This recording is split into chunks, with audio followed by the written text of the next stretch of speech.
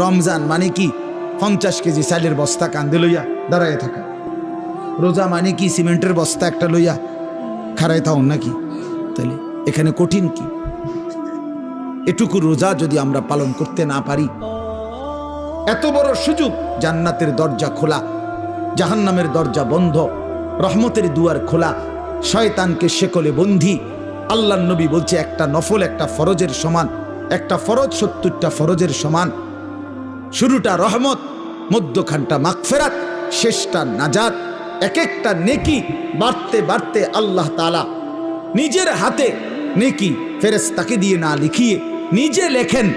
এত কথা এত কথা এত কথা, এত ফজিলত, এত কিছু নবীজি বললেন আমার বাপ আমার ভাই। এর পরেও যে ব্যক্তি রমজানের কদর করলো না, তার উপরে আল্লাহর লানত, ফেরেশতার লানত, মুহাম্মদুর রাসূলুল্লাহর লানত। তোর